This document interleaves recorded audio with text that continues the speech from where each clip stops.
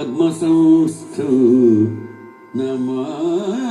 సూర్యమూర్తే నమోస్తుతే, సుందర ఛాయాధిపతే నమోస్తుతే. శ్రీ వెంకటాచలాధీశం శ్రియాధ్యాసిత వక్షసం శ్రితచేతన మందారం శ్రీనివాసమహం భజే. శ్రీ తిరుమలేశునికి రథసప్తమికి అవినాభావ సంబంధం ఉన్నది.